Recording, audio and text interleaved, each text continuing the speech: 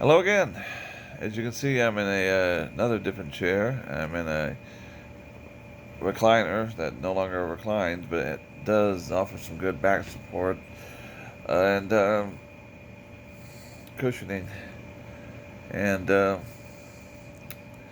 just want to kind of clarify something I had said earlier in a post. That's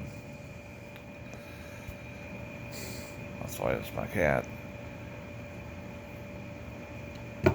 I was with somebody for about 18, 19 years, and she had some severe back problems. She had to have surgery several times, and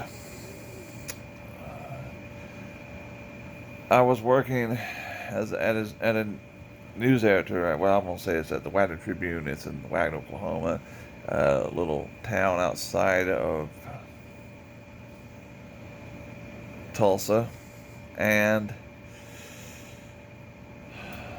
it became hard to try to take care of somebody who was recovering from surgery of that magnitude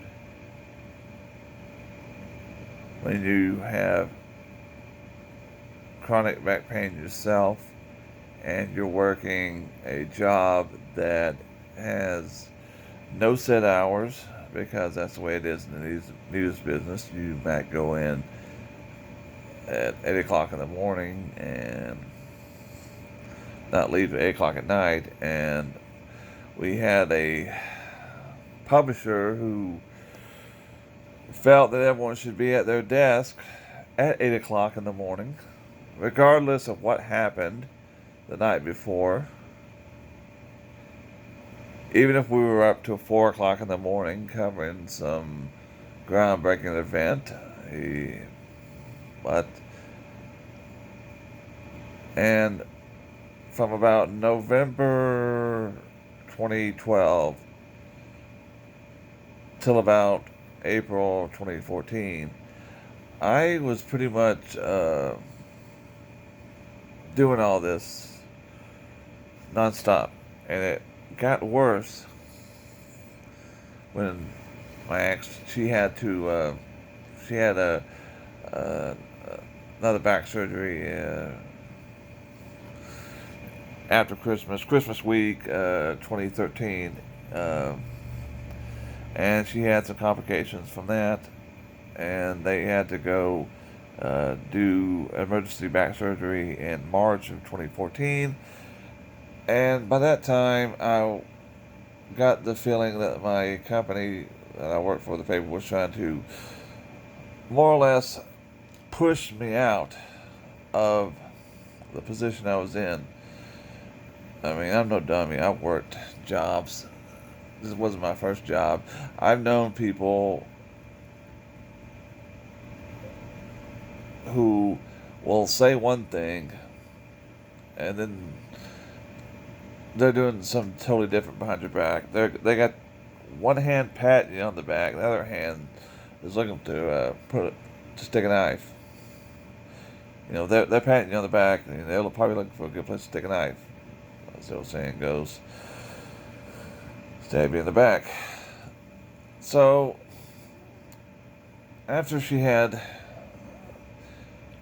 surgery again in March of 2013, 2014, it should be said, I was so stressed. I got sick one time, and I had to take one day off work. One. And that was all I could do. As a matter of fact, before that, a few months before that, I had a heart attack scare. And I was only able to take off one day for that, to recover from that. So, uh, I just decided that screw it. I'm 35. I'm probably not going to live to see 36 if I continue this on. And there were some other things that happened after I left. I'm glad I left. There was I don't know if you remember, there was a, Wagner was where that woman showed up, drunk off her ass, and messed her pants, and it made national news. I mean, international news. So I was kind of glad I wasn't there for that because the superintendent pulled a Donald Trump. He tried to pretend that, oh, well, she wasn't officially hired and blah, blah, blah, blah, blah. I mean, yeah. I mean, who drives 30 miles to say thanks for no thanks for this job offer? I mean, there's an invention called a phone, and on this invention you can call and relay a message to someone miles away. Very, very innovative thing. I think a lot of people would use that when they would turn down job offers, especially if they were heavily intoxicated at 9 o'clock in the morning. So I tried to find work. I was still hurting, but I was able to manage it because it wasn't that bad. So I tried for the next 2 or 3 years, but I couldn't. Uh, I think there had been, I left very, very abruptly from the Tribune office, but it didn't matter. Even if I gave 2 weeks' notice, they probably would have said some bad things about me. And the company, I think, had burned so many bridges in the Tulsa area with their advertising and their information technology people. You can't do that in the 21st century. You can't screw over advertisers, and you cannot screw over people who are in charge of your technology. You just can't do it, you know. So Max had a stroke or a mini stroke, late July of 2016, and after that, I kind of realized I probably couldn't be able to get a job and look after her. Some things should have been done at that time that weren't done, but I kind of settled into the fact that I was probably going to be taking care of her for the rest of her life or the rest of my life, or whichever happened, and just for the heck of it, I still went out and applied for jobs. And November 2017, I had a job offer interview that I thought was good, but I was the first of several other people who were going to be interviewed that day, which is never a good sign. If you're ever the first of anything, ever the first candidate being interviewed, listen to your old Uncle Zane here, and he'll say that you're probably not going to get the job. They're trying to weed out people who they don't want, and they'll usually start with the most least likely to be hired. So if they ever say, well, we got some other people we need to hire or contact or to interview before we hire, the more likely you're not going to get the job. I've worked in middle management. I've had to hire people and go through this whole process. I know what I'm talking about, all right? So a few months later, after some discussion, some people said, well, why don't you just go ahead and try to file for your disability? And I was still hesitant to do that because I wasn't even 40 years old then. I was 39. And I went on another job interview. It was kind of for the same organization, but it was a different position. It was for a Chamber of Commerce, a local area Chamber of Commerce, which I'll be blunt, in 2020, Chambers of Commerces are almost irrelevant. You don't really need them, especially if you have the internet. I mean, someone can make a website for the same amount. They pay some organization to put their name in some booklet that is set on a desk somewhere at a job fair or a trade show. So after that, I had another disastrous job interview. This was even worse than the one in November the previous year. And I started doing filing for my disability, and of course, you go do all that stuff. They denied me, and I foolishly didn't get a lawyer. 2018 was a pretty bad year. Let me backtrack a little bit to November 2017. One of our cats had to, our long-term cats had to be put down. Bandit, he would, and about a month later, we had another cat who was a little bit younger, by a year or two. Something happened. I don't know if she was having seizures or what, but it was kind of a very sad ordeal. Uh, she had a seizure underneath the same chair I'm sitting in right now, and I think she got her neck caught in between the frame and the floor, and it hurt her. And I tried to take it off, and I think I might have actually complicated the matter worse. But she died the next day. And January 2018, my ex got very, very sick.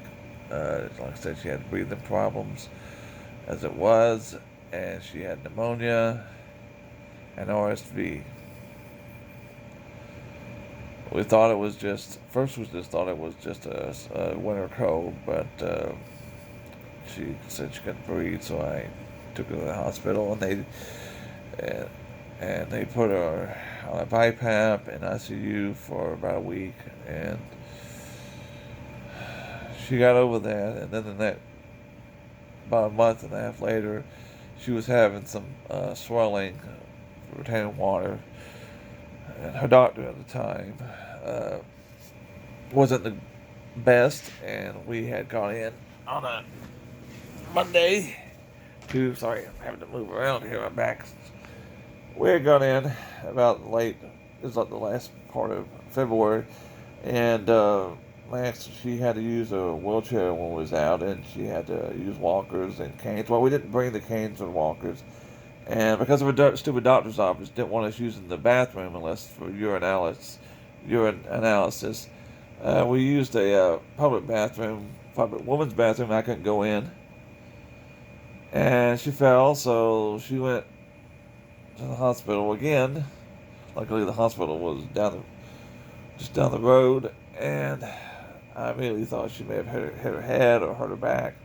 None of that happened, and when she was in the hospital recovering from that, we lost another one of our cats. He had acute leukemia.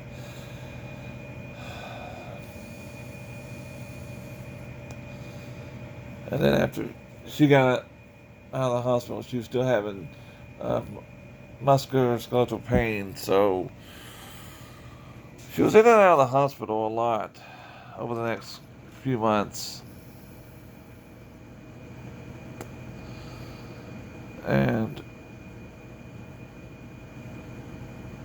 we lost another one of our cats that summer. Hold on.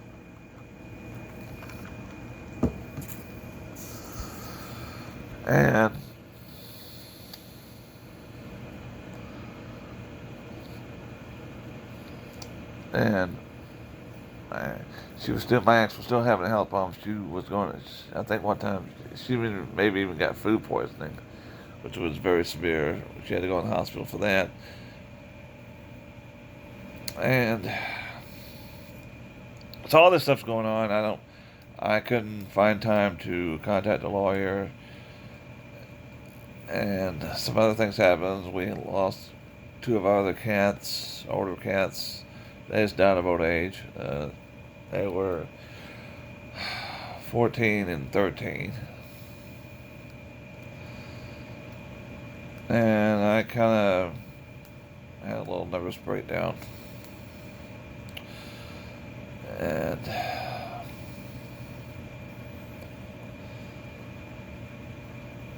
part of the reason was after my ex had her stroke, which I thought I nearly lost her then. She had gone to the bathroom, and I woke up and got to the bathroom, and she was speaking incoherently. She couldn't move. She couldn't move her arm. She couldn't do the thing. We smile. You stick your tongue out and you raise your hands. She couldn't do that, so I called 911. They came and took her, and I was driving on the road, and the phone went off, and I think, oh my God, she died, and I answered it, pulled off, and they said they had transferred her to another hospital. Like, I mean, that was, you know, I'm pretty much sure you could probably have, my heart was beating like, the crazy, but she got over that. But a few months later, I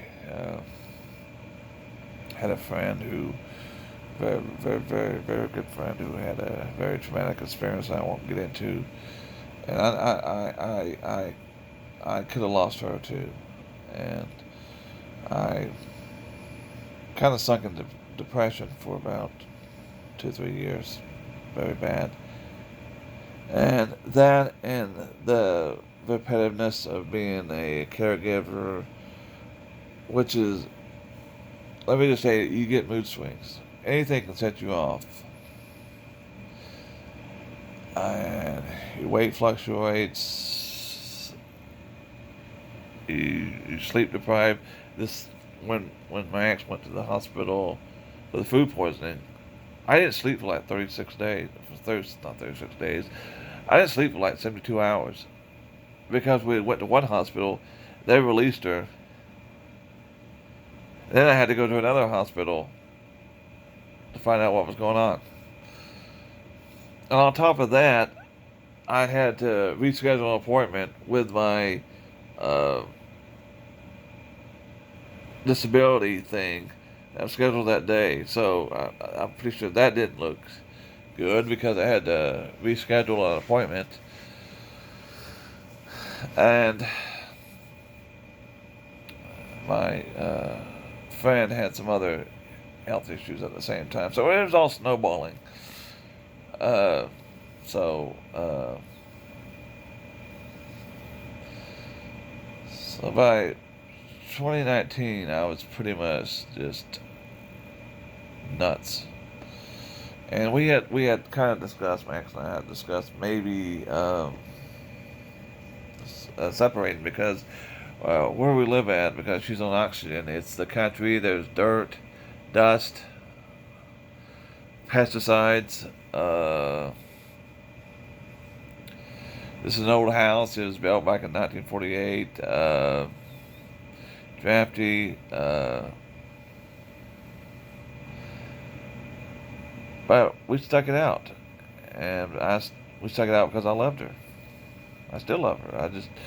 It just got impossible for me to take care of her, and to do it in a way that she needed to be taken care of. I mean, I getting her pills for her, making her lunch, breakfast, supper, uh, helping her bathe, helping her dress, helping her clean herself, helping her go to the bathroom. Uh,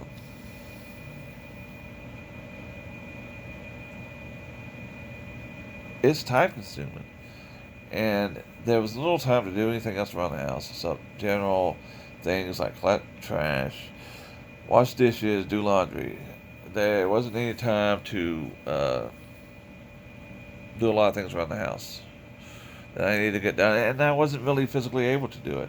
And I think that kind of upset some people around here because we had some tree limbs that were blocking our old satellite dish for DirecTV, and I got this impression when this guy came out that he kind of felt like I should have been able to climb up and cut him down, which I couldn't do it.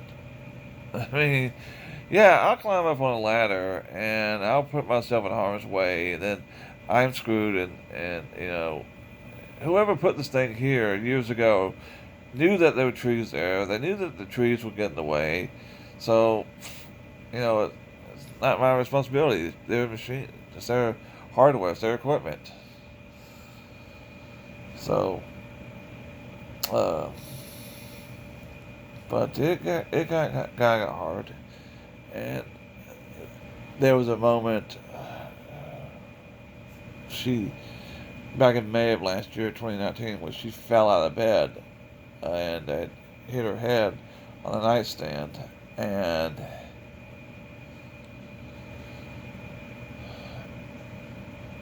so I called 911, and they came and got her, and it was heavy, heavy rain, so I had to drive 30 miles in a very heavy rainstorm to go to the hospital, which I did. And when I got there, we both, when they let me into the exam room after checking with her, we kind of just decided or talked that maybe it was just time.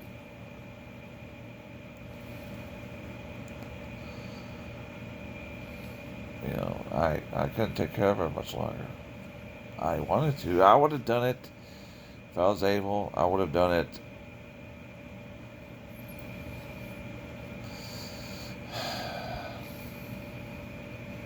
But it was hurting me. I mean, I was in a lot of excruciating amount of pain. I have hypertension, and my blood pressure would be through the roof because I'd be doing things around the house.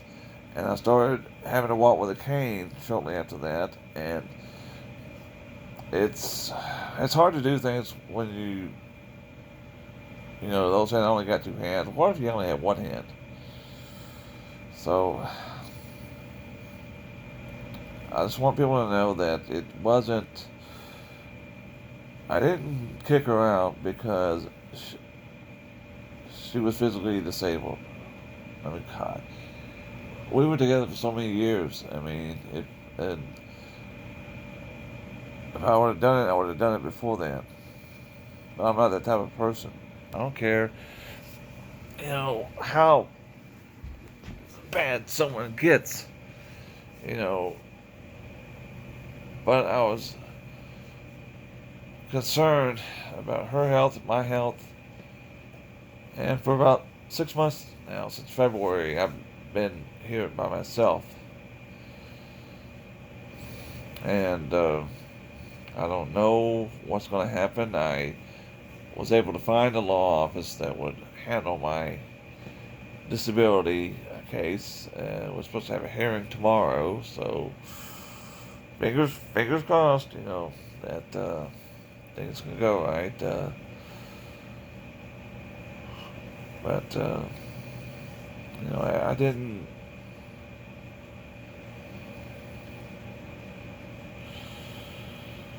I did all I could do, and I've spoken to other people who have been caregivers or taking care of their loved ones. They couldn't go. They could only do it a couple of years.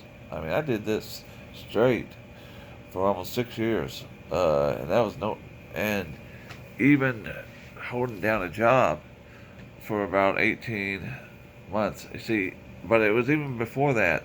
She had limited ability, which kind of makes me laugh at all these people griping about COVID-19, and they can't go into restaurants, they can't do all this stuff. Well, we couldn't either before, because restaurants and businesses aren't ADA. You know how hard it is to navigate a person in a wheelchair through a crowded restaurant? It's impossible.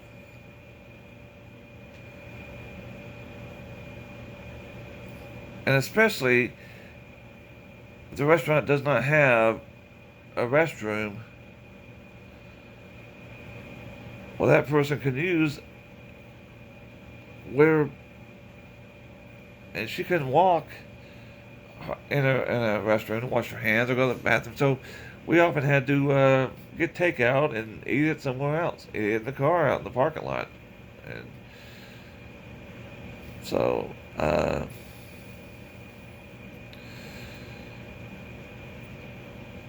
just think people just really need to realize that it's not all that bad that you think it is. Other people have it worse.